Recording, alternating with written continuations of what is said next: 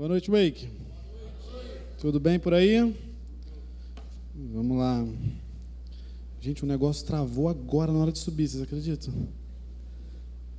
Um segundo, rapidamente. Obrigado.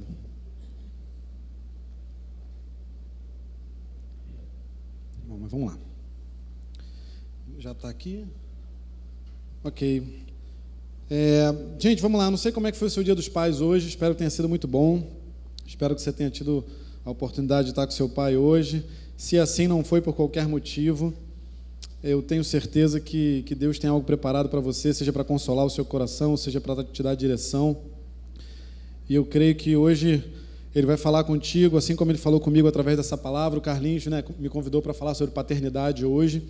É um tema propício, para esse dia. É um tema central do Evangelho.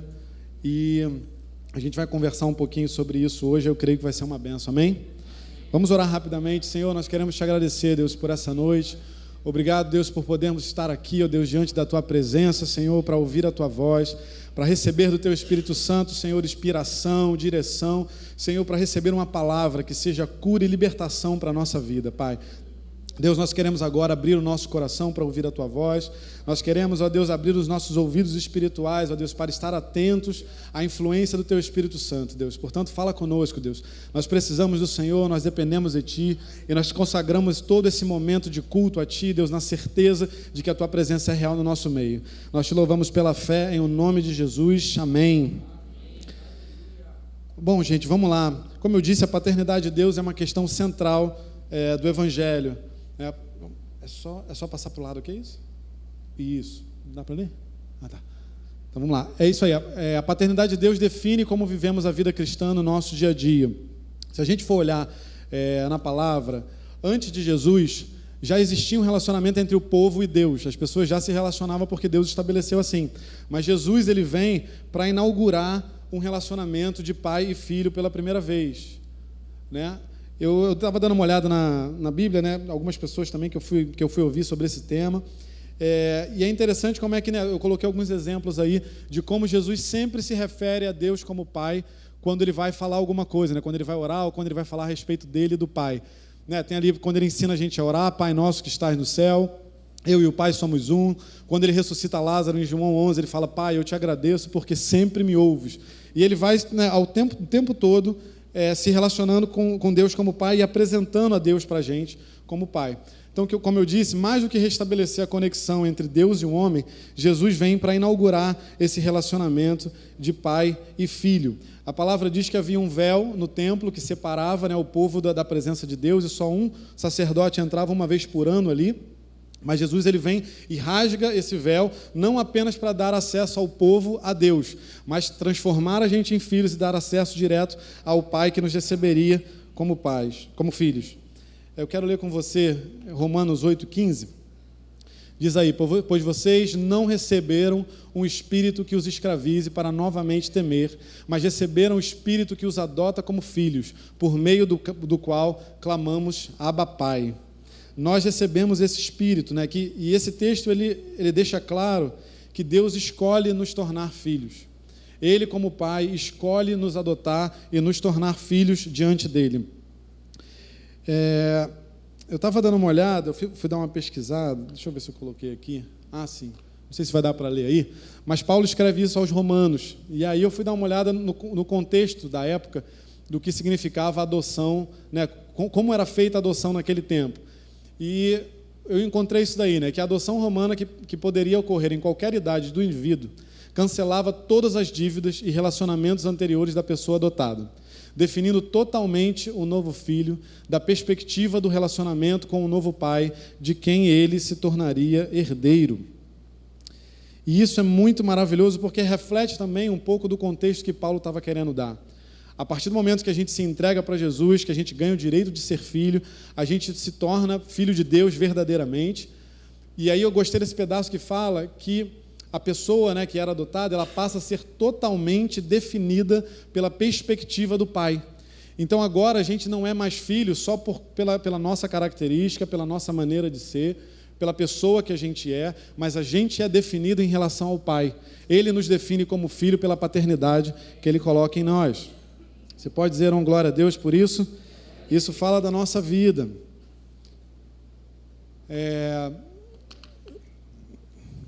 Isso aí, tá certo. Ver Deus como Pai é a única forma de assumirmos a nossa identidade completa como filhos. A gente constantemente ouve, graças a Deus por isso, a gente ouve na nossa igreja sobre filiação, sobre assumirmos a nossa identidade de filho.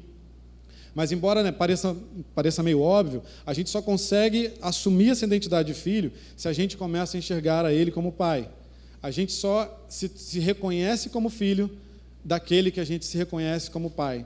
E é muito interessante, eu estava pensando nisso, depois que o Carlinhos falou comigo sobre esse tema, Deus já tem falado sobre isso já há bastante tempo comigo, eu tenho vivido a paternidade com Davi, e é muito interessante como é que, né, a criança nasce sem enxergar a gente direito, sem ouvir a gente direito. Então a relação nos primeiros momentos, ela assim, é um amor muito grande da gente para ele, mas ele está ali, né, vivendo, curtindo, existindo, e ele não está com a percepção toda ainda do que está acontecendo. Mas chega um momento, não lembro que mês exatamente, sei lá, terceiro mês, alguma coisa assim, que ele começa a reconhecer. E aí é muito legal, porque eu já reconhecia ele como meu filho, mas ele ainda não conseguia me perceber como pai. E aí chega um momento que algum dia que eu cheguei em casa do trabalho, a Isa, né, pegou ele no colo e falou, filho, olha o papai, olha o papai. E aí foi a primeira vez que ele olhou para a porta e me viu e me reconheceu. Ou seja, é fofinho, né? É muito legal. Quem já é pai sabe, o dia que, né, quem não é pai e mãe, aí o dia que for vai saber, é muito bom. E aí foi a primeira vez que eu percebi que ele estava me reconhecendo como pai. Então você percebe isso, né? Eu já reconhecia ele como pai, mas levou um tempo até que ele... eu já reconheci ele como filho, mas levou um tempo até que ele me reconhecesse como pai, né?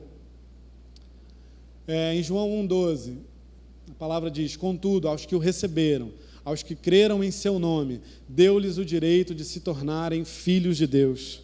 Ser filho de Deus é um direito que Cristo conquistou para nós na cruz. E é um direito, assim como todos os outros, né, exatamente o primeiro e o mais importante deles, e nós precisamos exercer esse direito, usar isso na nossa vida. E aí eu fiquei meditando sobre esse texto, e Deus foi me direcionando sobre algumas coisas, que, né, a gente pode perguntar, né, toda nova criatura é um filho de Deus? Sim, ok? Faz sentido? Mas o ponto é, todo filho de Deus vê Deus como pai?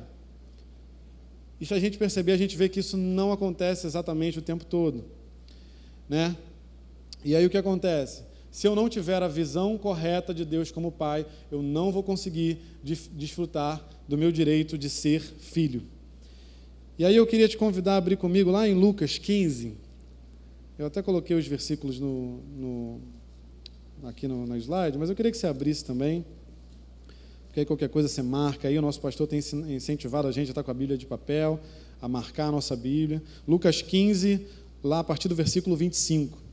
A gente vai dar uma olhada na parábola do filho pródigo, e é muito interessante, porque essa é uma palavra que é muito pregada, a gente ouve muito, a gente lê muito sobre isso, e geralmente a gente dá mais atenção para o filho que saiu de casa, né?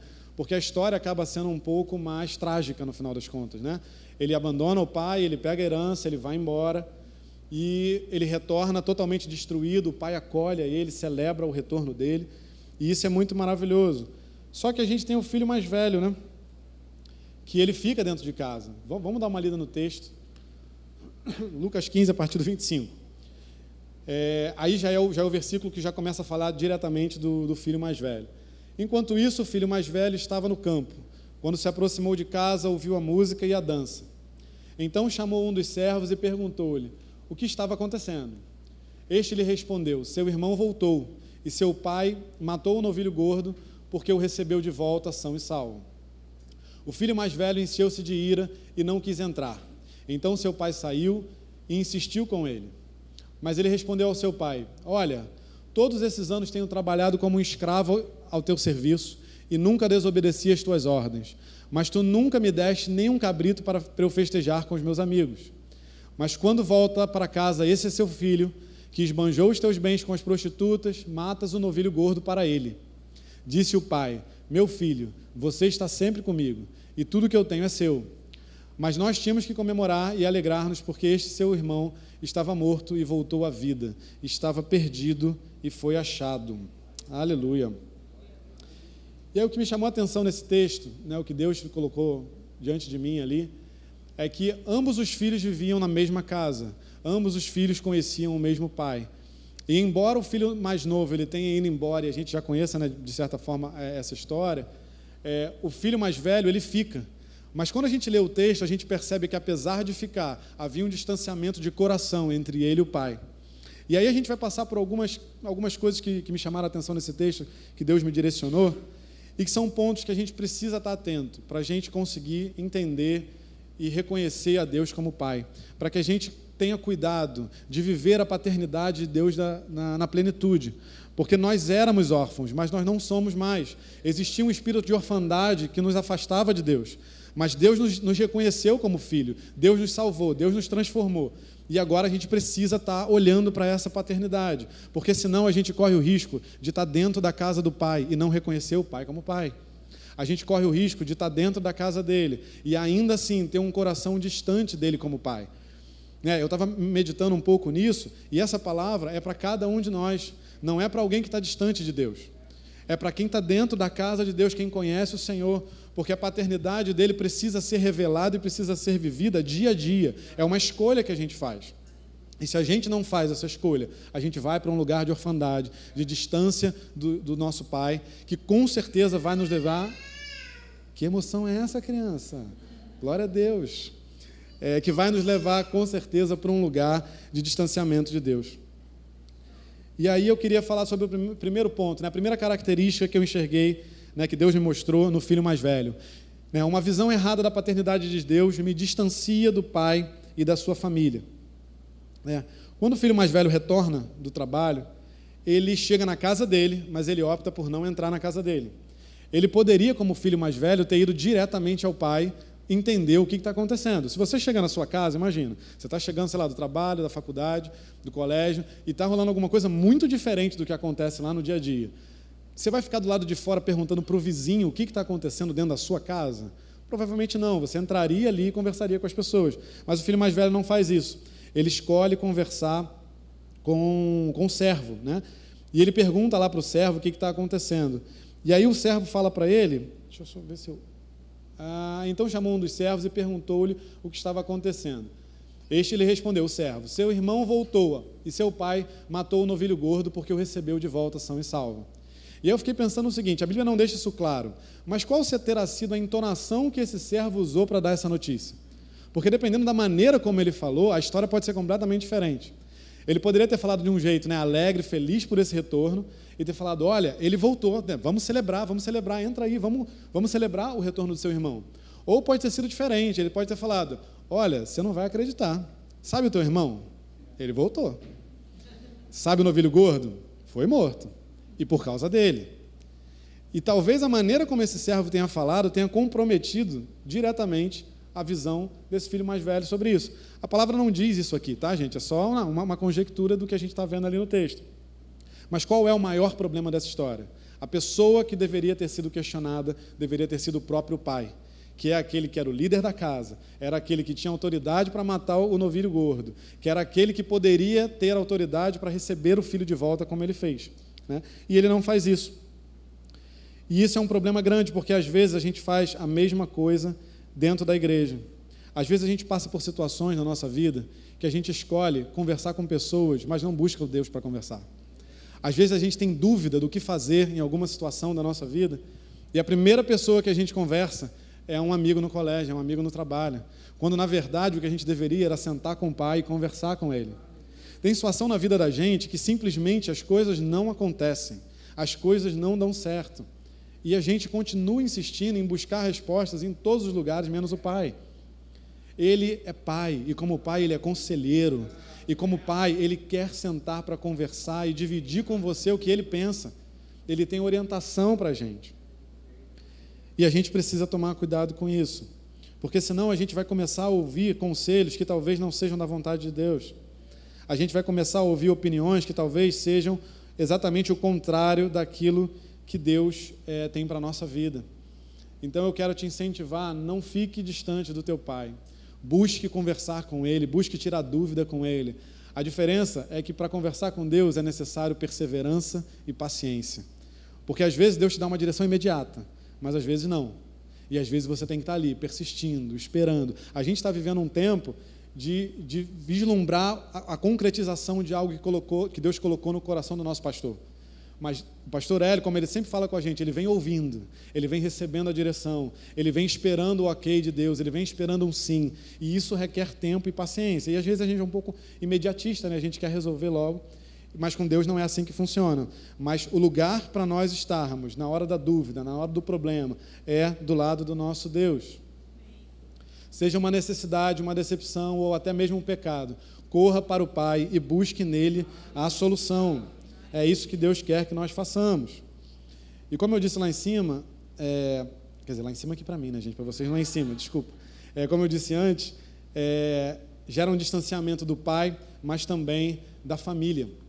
No versículo 30, o filho mais velho, já conversando com o pai, ele vai dizer isso aí. Mas quando volta para casa esse seu filho, que esbanjou os teus bens com as prostitutas, matas o novilho gordo para ele. E aí a gente vê que o filho mais novo, o filho mais velho, criou também um distanciamento de coração com seu irmão. E infelizmente a gente às vezes pode perceber que isso acontece às vezes no meio da igreja. A gente gera um distanciamento da família. E a família, que somos nós, o corpo de Cristo, é um lugar onde Deus revela a sua paternidade para nós. A gente precisa viver em família, porque é assim que as pessoas vão reconhecer que nós somos de Deus. Jesus falou que nós seríamos reconhecidos como discípulos pelo amor entre cada um de nós. Então, estarmos juntos como família é necessário, é extremamente necessário para que a gente viva o propósito de Deus para a nossa vida.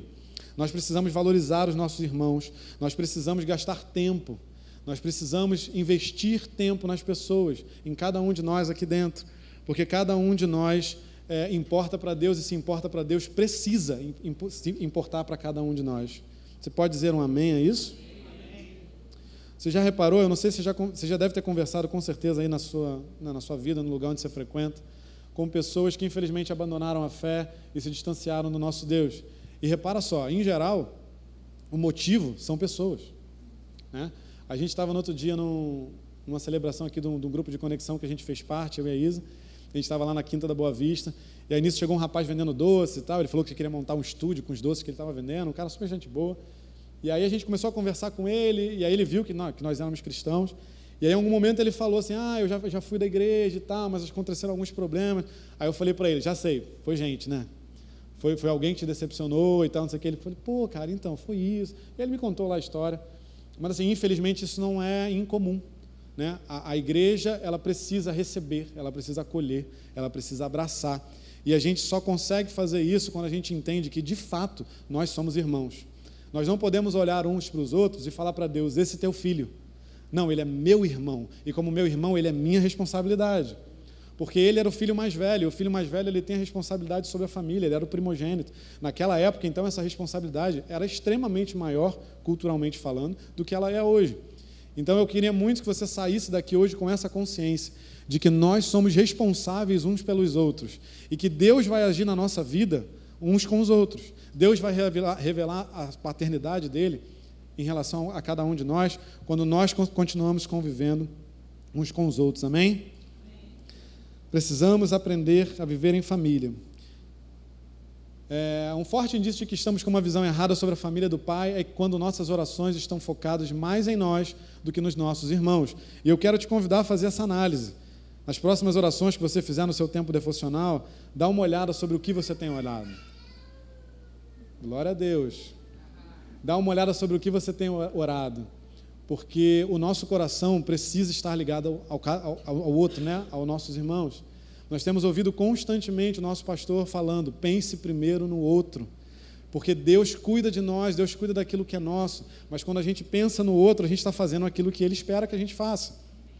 E isso é extremamente necessário para a gente ser igreja e para a gente entender a paternidade de Deus. A segunda coisa que eu queria conversar com vocês dentro desse texto é que uma visão errada da paternidade de Deus compromete a minha identidade e o meu propósito de filho. Vamos lá no texto, no versículo 29. Deixa eu beber uma água.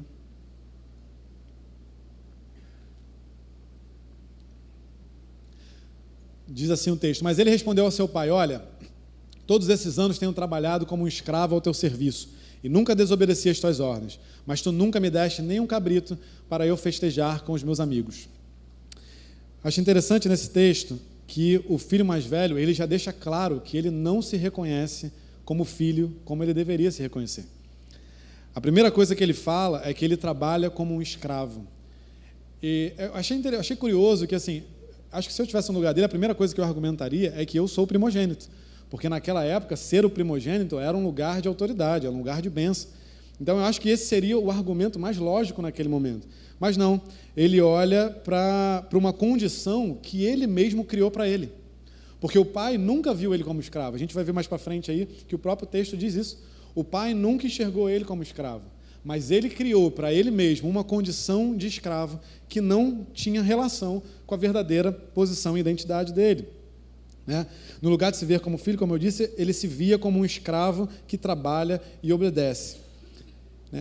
A posição de filho que ele tinha, não influenciou a mentalidade dele. Isso é uma coisa importante para a gente meditar, que a posição de filho que nós recebemos em Jesus não garante uma mentalidade de filho. Isso depende de mim e de você. Nós precisamos renovar a nossa mente constantemente na palavra, para que essa mentalidade de ser filho vá cada vez mais sendo instaurada dentro da nossa mente, do nosso coração. Isso não é automático, nada é do nada, a gente ouve isso aqui constantemente. É preciso esforço, é preciso uma ação intencional da nossa parte, para que essa mentalidade se instale dentro do nosso coração. Né? A percepção que esse filho mais velho tinha dele era de desempenho no trabalho, de obediência às ordens. Ele buscava a aprovação do pai por meio de performance como servo, e não era isso que o pai queria dele, não era isso que o pai esperava dele, e o mais importante, não era isso que ele era. Ele se colocou nesse lugar. E aí que a gente precisa ter isso bem guardado no nosso coração. O Pai me ama pela minha natureza e não pela minha performance. E a gente confunde isso muito na nossa vida cristã diária. A gente, às vezes, se um dia aconteceu de por algum motivo você não conseguiu orar, às vezes você se coloca num lugar como se Deus chamasse menos por isso. Só que, obviamente, isso não invalida o nosso devocional diário de buscar a Deus. Mas nós precisamos entender que se Deus nos amasse por performance, isso seria merecimento. E nós não merecíamos. A palavra diz que a gente não merecia nada do que Deus entregou para nós, do que o Pai nos entregou, do que Cristo conquistou para nós. Não é por performance, não é por merecimento, é por uma natureza recriada, é por uma nova criatura que Ele nos fez, é por um lugar de filho aonde Ele nos colocou. Você pode dar uma glória a Deus por isso? Esse é o teu lugar, esse é o meu lugar. Nós precisamos viver com essa mentalidade de que Ele nos ama por quem nós somos, porque Ele nos fez nova criatura e filho de Deus. Eu não sou amado, você pode colocar isso no seu coração, eu não sou amado pelo Pai, pelas coisas que eu faço. Eu sou amado simplesmente porque eu sou amado por Ele. E isso nos coloca num lugar libertador. Porque aí a gente começa a fazer tudo para Ele, porque a gente deseja fazer, porque a gente ama fazer, porque Ele é o nosso Pai e a gente quer agradar o nosso Pai. Eu lembro que teve, na conferência de família, Natan estava aqui falando com Levi, com Teixeira, com a Rô. Eu lembro que ele leu um texto, não lembro qual foi o texto que você leu, mas que falava, né, de agradar a Ele, de fazer por agradar a Ele. E isso precisa ser cada vez mais diário na nossa vida, porque senão a gente se confunde. A gente começa a querer ler a Bíblia, para ler a Bíblia 1 vez, 2 vezes, 10 vezes, 15 vezes, 35 vezes, e ler um monte de vezes não faz diferença nenhuma, se essa verdade não for instalada no nosso coração. Se isso não estiver sendo feito com o direcionamento correto, que é conhecer o nosso Pai. Você entende isso? A performance para Deus não tem valor nenhum. A entrega de um coração que deseja Ele, isso sim faz diferença, e é o que agrada ao nosso Deus. Se eu não me ver como filho, eu não vou conseguir me ver como filho. Deus me deu essa frase, que eu anotei e vou guardar para meditar sobre ela a vida toda. Somos filhos que servem por amor e não servos que trabalham por recompensa. Isso muda a nossa mentalidade, a nossa percepção, até de como a gente vem ao culto. Porque muitas das vezes a gente vem ao culto com uma mentalidade, com uma necessidade, em mente. Poxa, eu queria muito que Deus falasse sobre isso comigo. Eu queria muito que Deus mudasse isso na minha vida. Eu queria muito essa resposta específica. E às vezes o que Deus quer tratar com você não é necessariamente o que você quer ouvir. Na verdade, muitas das vezes isso acontece, né? A gente às vezes está, sei lá, passando por um problema financeiro, e aí Deus chega e vai falar com você sobre santidade. E aí você fala, Deus, parece que o Senhor não está vendo. Porque o que está faltando aqui é dinheiro. Mas o que Deus quer trabalhar na nossa vida é o que Ele sabe que nós precisamos. Só que a gente só vai entender isso quando a gente estiver disposto a servir por amor. Porque quando a gente serve por amor, a gente segue uma direção que Ele aponta, ainda que não seja a direção que a gente quer. A gente vai para um lugar em que Ele diz e a gente obedece. Ele fala e a gente segue. Ele diz para esperar e a gente espera sem ansiedade, sem medo, sem angústia no que vai dar. Porque a gente entende que a gente está num lugar de amor, num lugar de cuidado, num lugar de zelo da parte de Deus conosco. Quando a gente entende essa realidade, a gente começa, como eu disse, a viver em liberdade. Nós precisamos escolher viver nesse lugar de filho. E como eu disse, esse posicionamento do filho mais velho, ele compromete a identidade, mas ele também compromete o propósito. O filho mais velho, ele iria herdar a maior parte da herança do pai. Ele iria dar continuidade à herança do pai, ao legado do pai. Aquilo que o pai tinha construído, ele continuaria. E aí eu fiquei me perguntando o seguinte, como herdeiro, como que ele se tornaria responsável por administrar essa herança? Uma vez que ele tinha uma mentalidade de escravo, a probabilidade é que ele reproduziria nas gerações futuras uma mentalidade de escravo. No lugar de reproduzir nos seus filhos uma mentalidade de filho, de que era amado apenas por ser filho, ele reproduziria a mentalidade que ele tinha, de que para ser filho é necessário trabalhar como um escravo e obedecer, dentro desse contexto, a todas as ordens. Que a obediência faz parte da nossa vida com Deus, mas Deus nos quer uma obediência por amor e não uma obediência por obrigação. E aí o texto vai dizer isso aí, o pai falando para ele, disse o pai, meu filho, você está sempre comigo e tudo o que eu tenho é seu. Ou seja, o pai, como eu disse, já enxergava ele como filho, tanto é que ele fala para o pai, olha, eu sou um escravo que trabalho à beça. E o pai não fala para ele, olha, não, você não é um escravo, calma aí. Ele já fala logo, meu filho, você está sempre comigo. Ele precisaria, então, aprender a viver como filho. Se o filho mais velho não aprendesse a ser filho, como eu disse, ele perpetuaria nas gerações seguintes uma mentalidade de escravos. Deus nos criou para termos com Ele uma relação de pai e filho. Tudo que foge desse formato de relação vai contra o seu propósito para as nossas vidas. E qual é o propósito de Deus para nós, como filhos? Além de viver e olhar para Ele como pai, é de que nós possamos reproduzir outros filhos no reino de Deus. Deus conta comigo e com você para ensinar aqueles que chegam, aqueles que são novos à fé, a caminhar como filhos. Porque ele vai aprender com a palavra, ele vai aprender com a pregação, mas ele vai aprender observando a cada um de nós. E quanto mais cada um de nós vivermos olhando para Deus como Pai, nos posicionando como filhos, nós vamos influenciar aqueles que estão chegando a viver como filhos. Então, o propósito de Deus para nós é esse, de ser filho e gerar outros filhos. Amém? Glória a Deus.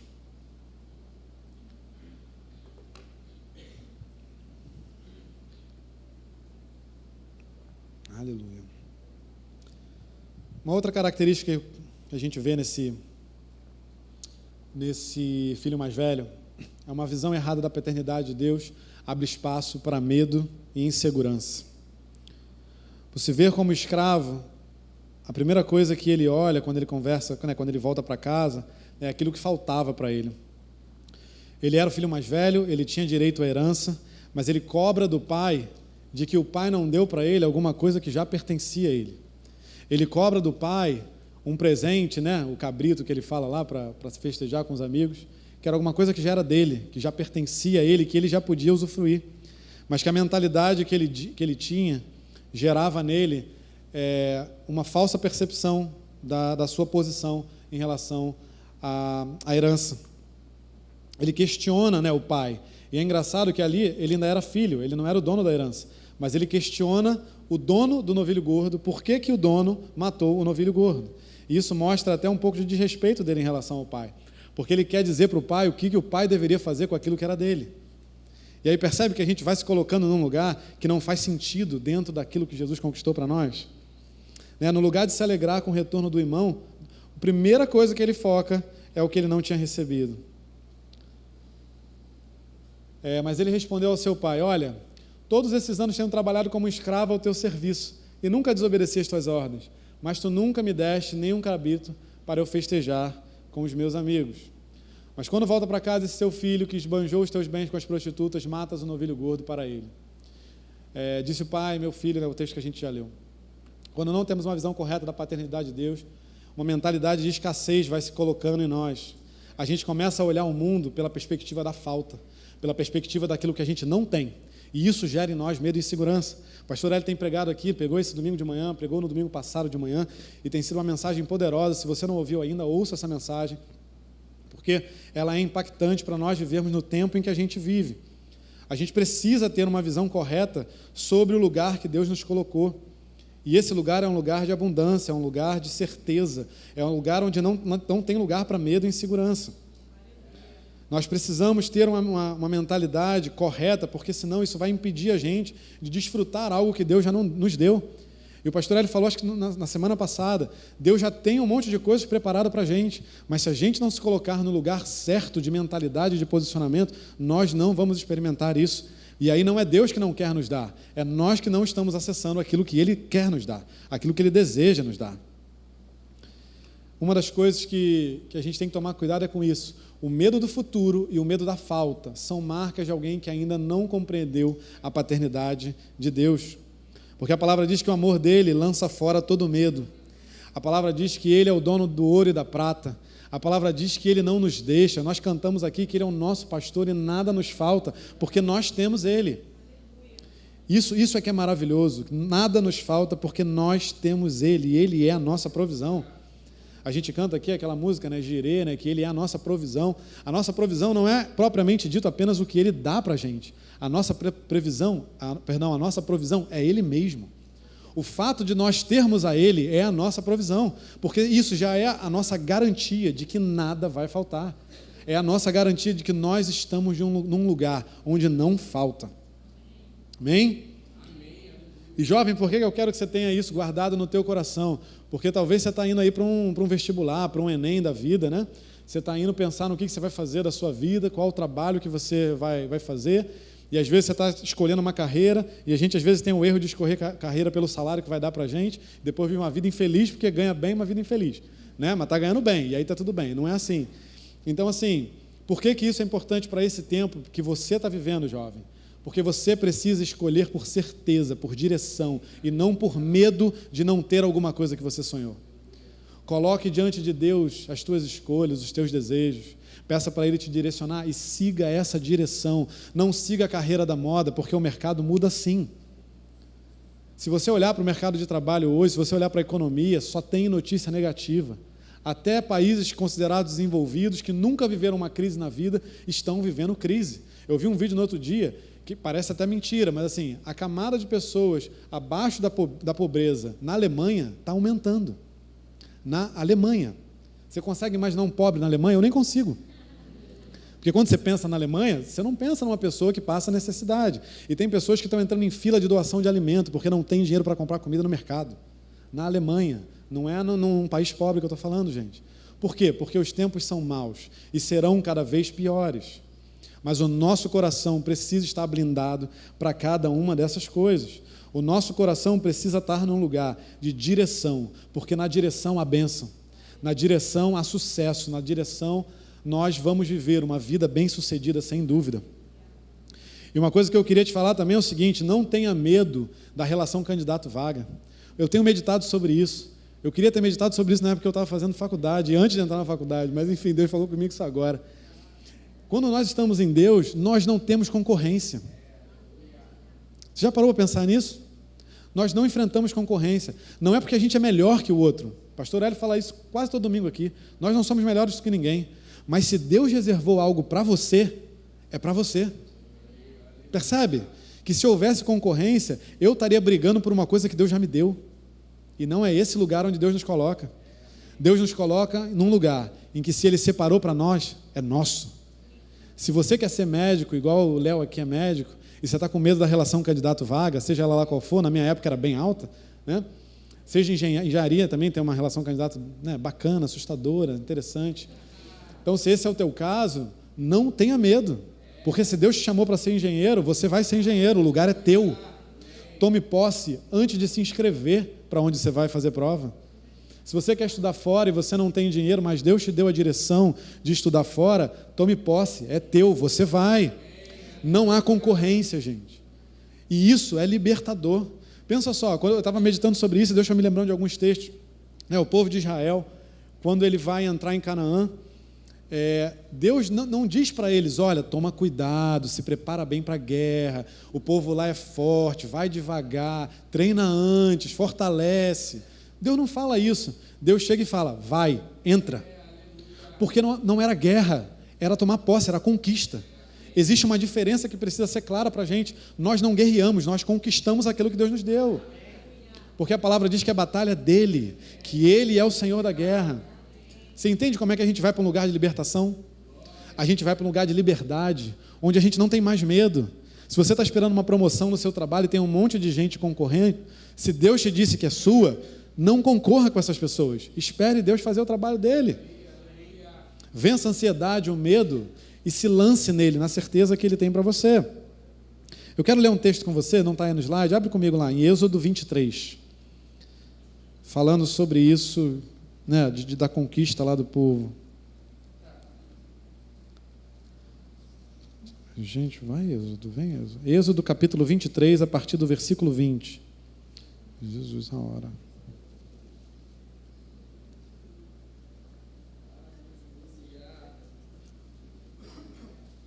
Você pode dar um glória a Deus aí? Glória a Deus. Isso aí, gente, a gente tem que ficar animado. Deus acabou de contar pra gente que a gente não tem concorrência, a gente tem que ficar feliz, gente. Vamos lá. Êxodo 23, a partir do versículo 20.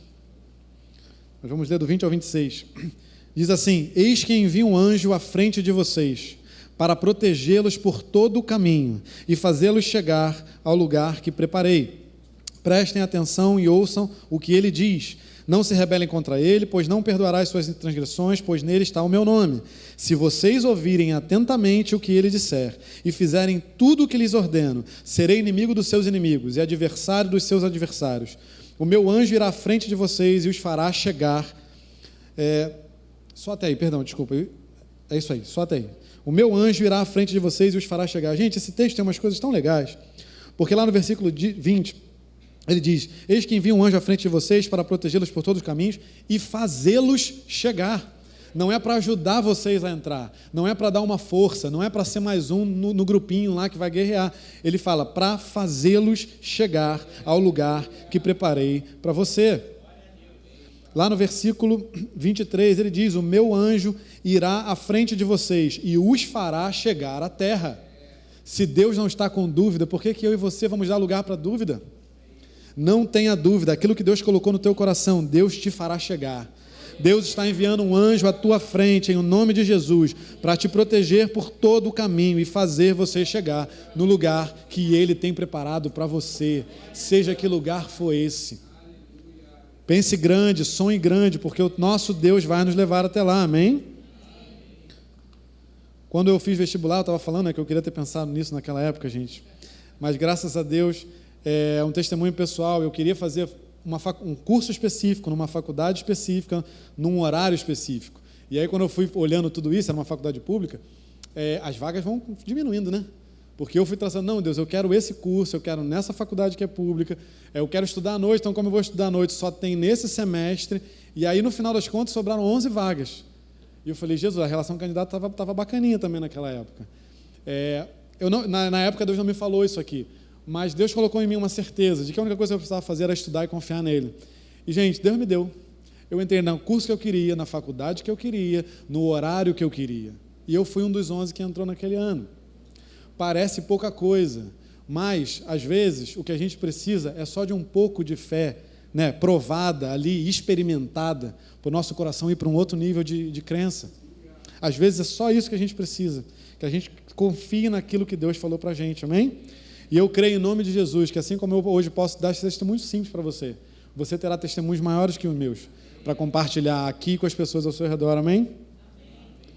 Então eu coloquei aí, né, não há concorrência, pois o que ele tem para mim me será entregue. A paternidade de Deus me concede segurança e me habilita a viver no descanso de Deus. Esse é o lugar que Deus nos quer, um lugar de descanso, de certeza de que Ele está à frente, de que Ele vai nos conduzir para a vitória que Ele tem para nós, amém? E aí a gente fica então com uma pergunta, né? Como é que eu posso corrigir a minha visão sobre a paternidade de Deus? Talvez você tenha se identificado em algum desses pontos, ou talvez até em nenhum desses, mas o Espírito Santo tenha falado alguma coisa aí no teu coração. Então, como é que a gente pode fazer isso? Primeira coisa, invista em sua relação com o Espírito Santo. Nós lemos lá no início o texto de Romanos 8, né? A gente leu só o 15, eu acho, ou 16, não lembro, mas lendo a partir do 14, né? Porque todos os que são guiados pelo Espírito de Deus são filhos de Deus. E esse texto, quando ele fala de guiados aí, ele não fala apenas de direções pontuais, de orientações específicas no dia a dia, mas ele fala de uma influência constante na nossa vida do Espírito Santo. Então ela diz que aqueles que se colocam no lugar de influência do Espírito Santo constantemente, esses são os filhos de Deus. O versículo 15 diz, pois vocês não receberam o Espírito que os escravize para novamente temer, mas receberam o Espírito que os adota como filhos, por meio do qual clamamos, Abba, Pai. Ou seja, é esse Espírito de Deus que está em nós, que Deus nos concedeu, o Espírito Santo, a pessoa do Espírito Santo, que nos leva a clamar a Deus como Pai, que nos leva a clamar Abba, Pai. Então, se Ele não influenciar na nossa vida, a nossa visão de paternidade de Deus fica turva, a gente não consegue enxergar direito. É o Espírito também, como diz no versículo 16, né, que testemunha ao nosso espírito que nós somos filhos de Deus. É Ele que confirma dentro de nós que nós temos essa filiação, que nós fomos adotados, que o espírito da orfandade foi vencido e que agora a paternidade de Deus é real na nossa vida. É Ele que faz isso dentro de nós. Então a primeira coisa que a gente precisa é, né, alinhar a nossa visão com o Espírito Santo e nós investirmos na nossa relação com o Espírito Santo. A segunda coisa, reconcilie-se com seu pai terreno. E aí eu coloquei pai, mas pode botar o S ali, com seus pais terrenos. O espiritual e o natural precisam estar alinhados. Deus trabalha no sobrenatural na nossa vida, mas esse nosso sobrenatural, ele precisa se transformar em realidade no natural. Eu não sei qual é o histórico de relação com o pai que você tem, eu não sei qual é a vida dentro da sua casa, não sei se foi bom, se foi ruim, se foi difícil, se você tem exemplo, se talvez seu pai nem seja mais vivo, eu não sei. Mas o que eu sei, né, o que a gente vê na palavra, é que Deus quer que nós façamos o possível para estarmos de bem com todo mundo, né? Romanos 12:18, façam todo o possível para viver em paz com todos. Nós não conseguiremos ver a Deus como Pai se nós não corrigimos a nossa relação com nossos pais aqui. Então eu quero te incentivar, seja prático, não ore por isso, vá até o seu familiar e converse, reconcilie-se, coloque as coisas no lugar. Talvez você diga, né, que olha, eu não fiz nada, eu só sofri a minha vida inteira como filho. Reconcilie-se, porque às vezes na tua busca por reconciliação, Deus pode transformar também a vida do teu pai e da tua mãe. Você e eu precisamos estar num lugar de liberdade, e se tiver alguma coisa prendendo a gente, não é liberdade. Então eu quero te incentivar, faça isso, é isso que Deus quer de nós. E em terceiro e último lugar, permita-se ser adotado pela liderança. Parece uma coisa simples, mas é mais do que só uma simples, né, noção de que se eu estou debaixo de uma liderança, eu já estou servindo essa liderança. Como eu disse lá atrás, né, Deus mostra a sua paternidade por meio de nós, a igreja, e em especial por meio da liderança. Quando a gente se coloca num lugar de submissão dessa liderança, Deus não quer que a gente apenas obedeça. Porque quando a gente fala de paternidade, a gente fala de intimidade. A gente fala de mexer em coisas que ninguém vê, que ninguém sabe. A gente fala de núcleo familiar.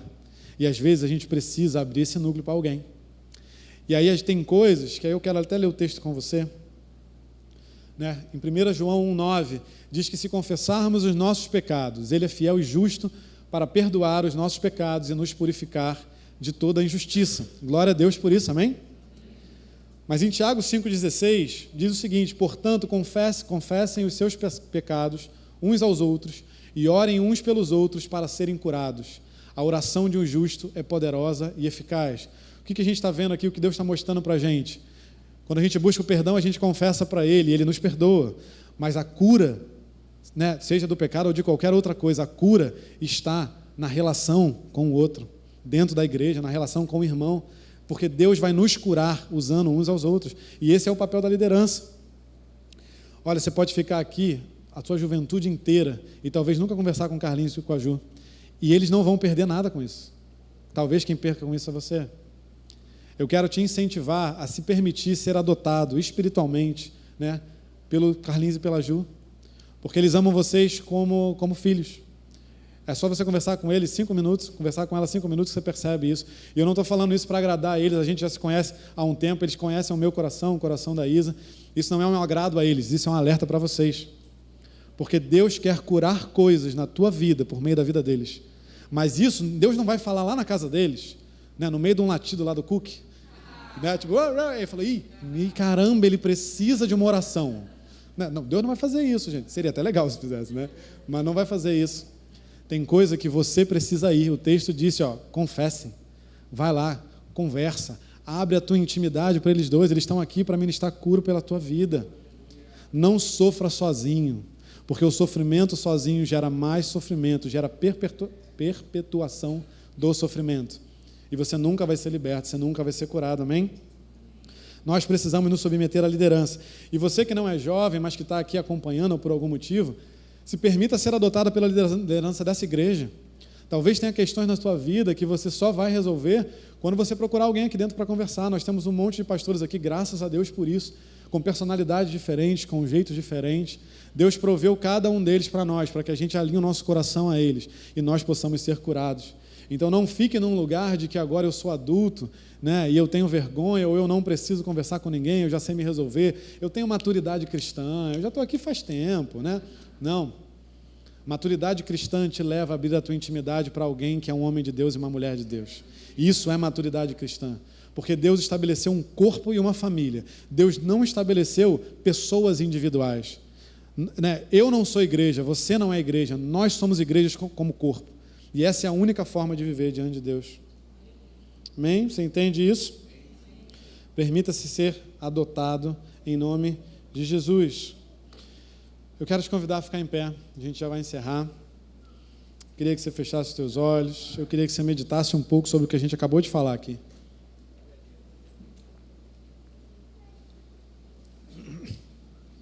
Você que está na sua casa, me perdoa, eu nem te dei boa noite, mas eu queria que você aí na sua casa, no seu sofá, na sua cama, na sua poltrona, na sua cozinha, não sei bem onde você está, mas para o que você estiver fazendo, porque às vezes quando a gente assiste de casa, a gente tem a tendência de fazer alguma outra coisa enquanto a gente ouve.